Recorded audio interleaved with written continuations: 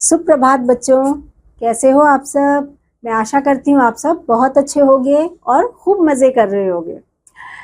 बच्चों, हिंदी की कक्षा की शुरुआत कर लेते हैं। अध्याय है हमारा 20वां। आइए शुरुआत करते हैं।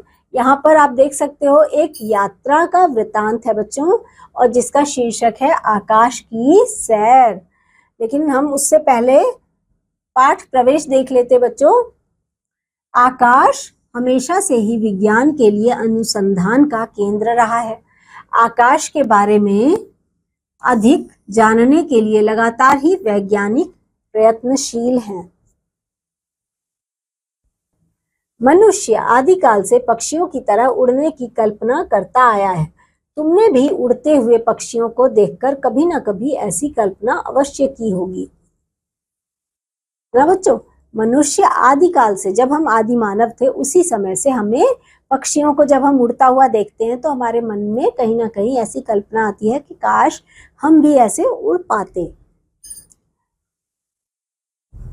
परंतु पंख के बिना उड़ना संभव नहीं। आओ आज तुम्हें बिना पंख के आकाश में उड़कर दिखाते हैं। नाश्ता करते समय केशव के पिता ने कहा, आओ जल्दी तैयार हो जाओ, आज मैं तुम्हें वास्तव में पंख के बिना ही आकाश में उड़ाऊंगा। ठीक है बच्चों, पिताजी ने बोला। किसको? केशव के पिता ने कहा केशव को। थोड़ी देर बाद केशव अपने पिताजी के साथ कार में बैठकर दिल्ली हवाई अड्डे पर पहुंच गया। कहाँ पहुंच गया? दिल्ली हवाई अड्डे पर पहुंच गया।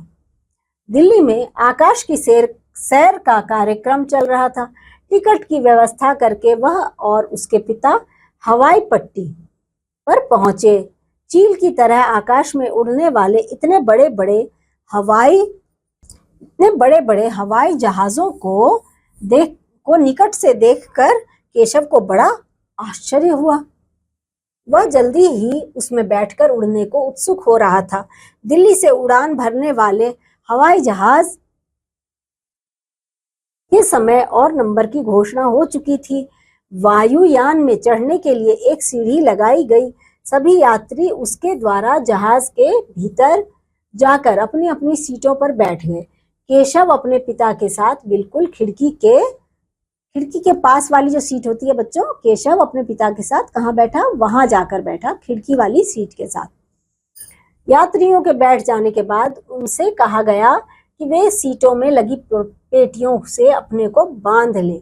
वहां पर उन्हें कहा गया सभी यात्रियों से कि वो अपनी पट्टियां जो लगी हुई हैं उन्हें कसकर बांध लें। इसके पश्चात वायुयान पहियों के सहारे कुछ दूर चौड़ी पट्टी पर मोटर कार की तरह दौड़ा।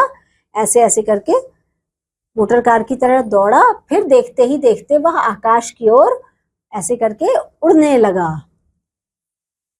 यह देखो बच्चों, वायुयान में बैठे हैं ना ये लोग, हवाई जहाज में बैठे हैं ना ये केशव और उसके पिता।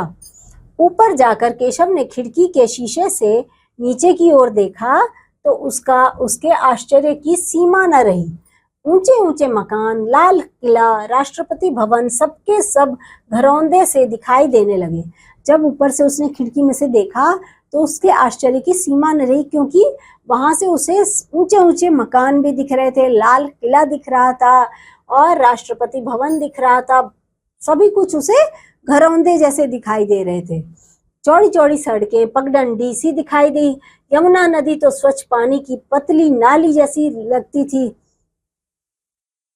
और सड़कों पर चलने वाली कारें और बसें चींटी की तरह रेंगती हुई जान पड़ती थी। किंतु सबसे ज्यादा आश्चर्य तो उसे तब हुआ जब उसका वायुयान बादल के ऊपर से उड़ने लगा। तब बहुत ज्यादा उसको आश्चर्य हुआ, क्योंकि उसके जो वायुयान था वो बादलों से ऊपर उड़ने लगा था। नीचे बादल, ऊपर वायुयान जिसमें वह बैठा था, वह एक जादू भरा सपने जैसा लग रहा था उसको बच्चों। केशव इसे जीवन भर कभी नहीं भूलेगा। लगभग आधा घंटा आकाश में उड़ने के पश्चात केशव का विमान नीचे हवाई पट्टी पर उतरा। फिर से वहां से हवाईयान कहाँ उतरा बच्चों? उसी हवाई पट्टी पर ऐसे करके उतरा और धीरे धीरे चल के उतरा। किंतु केशव के मस्तिष्क में एक नया प्रश्न गूंजने लगा।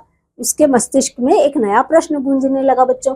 अपने पिता के साथ हवाई अड्डे से घर लौटते समय केशव ने पिताजी से पूछा, पिताजी यह हवाई जहाज किसने बनाया था? पिताजी ने मुस्कुराकर कहा, केशव तुमने यह बहुत अच्छा प्रश्न पूछा है, क्योंकि जिस वायुयान पर तुम बिना पंख के इतने ऊंचे उड़कर लौटे हो उसके निर्माता के विषय में तुम्हें अवश्य ही जानना चाहिए।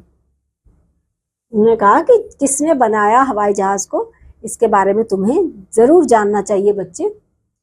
फ्रांस के एक नगर में रहने वाले जोसेफ और स्टीफन नाम के दो भाइयों ने आकाश में पक्षियों की तरह उड़ने की कल्पना की।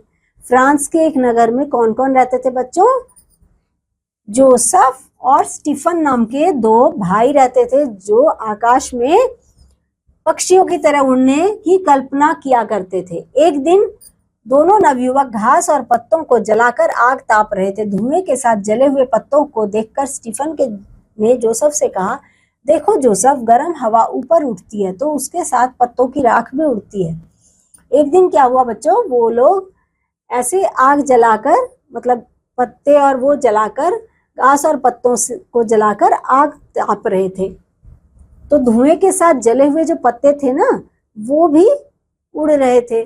उन्हें देखकर जो स्टीफन था उसने जोसेफ से कहा कि देखो जोसेफ, गर्म हवा ऊपर की ओर उठती है और साथ ही पत्तों की राख भी ऊपर उड़ती है। इस बात से प्रभावित होकर जोसेफ और स्टीफन ने एक गुब्बारा बनाकर उड़ाया, जिसमें हवा को गर्म रखने के लिए मोमबत्ती जलाकर रख दी। परंतु वह गुब्बारा थोड़ा ऊंचा उड़ा, कुछ ही देर में भूमि पर गिर पड़ा। उन्होंने क्या किया, एक गुब्बारा लाए और उसमें गर्म हवा भर दी और उसको गर्म रखने के लिए अंदर मोमबत्ती भी रख दिया। परंतु क्या हुआ बच्चों, वो थोड़ी देर उड़ा वो गुब्बारा और फिर नीचे आ गया। उसके पश्चात उन्होंने कपड़े और कागज का एक बड़ा गुब्बारा बनाया तथा उसमें हवा गर्म करने के लिए एक अंगीठी रख दी। यहाँ देखो बच्चों, उन्होंने अंगीठी रख दी। उनका यह परीक्षण बिल्कुल सफल रहा। काफी दूर उड़ने के बाद वह गुब्बारा नीचे उड़ा।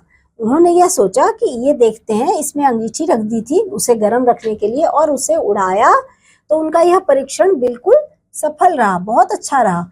वह जो है वो काफी दूर उड़ने के बाद वह गुब्बारा नीचे आया था बच्चों।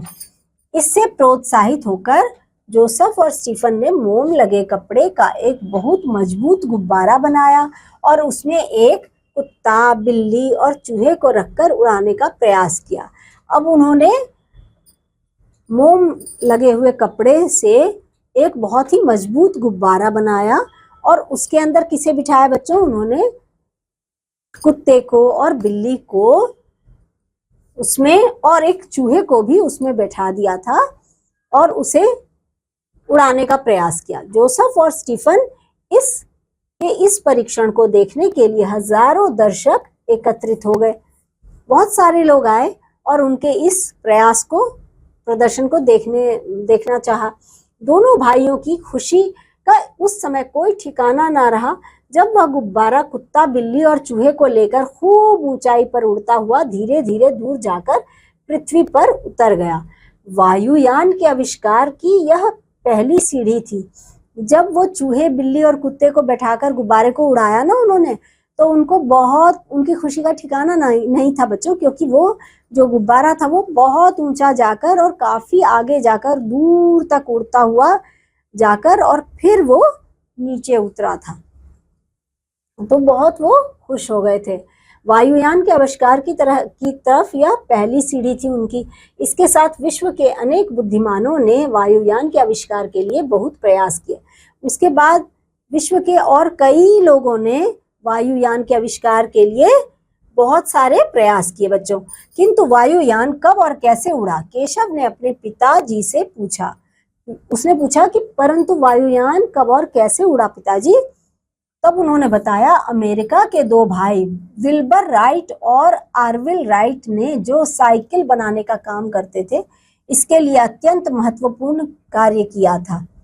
उन्होंने बताया कि अमेरिका में दो भाई रहते थे, उनका नाम था विल्बर राइट और आर्विल राइट ने जो साइकिल बनाने का काम किया करते थे, इसके लिए अत्यंत महत्वपूर्ण कार्य किया था। उन्होंने कई परीक्षणों के बाद एक ग्लाइडर तैयार किया। उन्होंने क्या किया बच्चों, एक ग्लाइडर तैयार किया। बहुत प्रयत्न के बाद, बहुत सारे परीक्षण किए यानी टेस्ट किए बच्चों, और ग्लाइडर तैयार किया।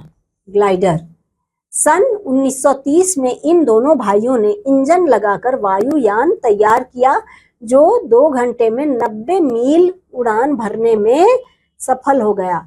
वो क्या हुआ बच्चों, 1930 में इन दोनों भाइयों ने एक इंजन लगाकर वायुयान को तैयार किया, जो 2 घंटे में कितना उड़ता था, 90 मील दूर जाकर उड़ान, मतलब 90 मील उड़ान भर के उतनी दूर जाता था। उसमें वो सफल हुआ उतना उड़ान भरने में। आज हमें उनके प्रयास के लिए आभार प्रकट करना चाहिए। उनके परिश्रम और आविष्कार से हम आज हजारों मील की दूरी, हमें उनका आभार मानना चाहिए उन दोनों भाइयों का, कि आज हम उन्हीं के प्रयास के बदौलत, उनके परिश्रम और आविष्कार से आज हम हजारों मील की दूरी वायुयान द्वारा पक्षियों की तरह उड़कर घंटों में पूरी कर लेते हैं। केशव अपने पिताजी की बातें ध्यान से सुनता रहा। घर पहुंचने पर ये सब बातें केशव जो था अपने पिताजी की बहुत ध्यान से सुन रहा था, और उसके बाद वो घर पहुंचने पर उसने मन में, वो उसके बाद घर पहुंचने पर उसके मन में विचार उठने लगे कि एक दिन मैं भी वायुयान बनाकर उड़ाऊंगा। अब उसके मन में भी ये विचार आया कि एक दिन मैं भी वायुयान बनाऊंगा और बनाकर उड़ाऊंगा। और बच्चों कुछ शब्दों के अर्थ भी देख लेते हैं। आदिकाल यानी कि बहुत पुराना समय, कल्पना यानी कि सोचना, संभव यानी होना, वास्तव यानी कि सचमुच, कार्यक्रम यानी काम करने की तरकीब, प्रभावित यानी कि असर होना, आविष्कार यानी कि खोज, महत्वपूर्ण यानी विशेष प्रकार का। मनुष्य ने उड़ने की कल्पना कहाँ से सीखी? पक्षियों से सीखी, है ना बच्चों। जब पक्षियों को देखते थे उड़ते हुए तो उनके दिमाग में उड़ने की कल्पना हुई। स्टीफन कहाँ का रहने वाला था? स्टीफन जर्मनी का, फ्रांस का, अमेरिका का या रूस का था बच्चों? वो फ्रांस का था, तो हम यहाँ सही का निशान लगा देंगे। जोसेफ और स्टीफन ने किसका आविष्कार किया था? जोसेफ और स्टीफन ने हवाई जहाज का आविष्कार किया था, तो हम यहाँ पर निशान लगाएंगे सही का। तो बच्चों इसमें और भी अभ्यास कार्य हैं, वो सब आप अपनी अभ्यास पुस्तिका में अपने आप कर लीजिएगा, और आपको ये हवाई जहाज वाला अध्याय बहुत अच्छा लगा होगा। मैं अब आपसे मिलूंगी अगले अध्याय में। तब तक के लिए बच्चों बाय।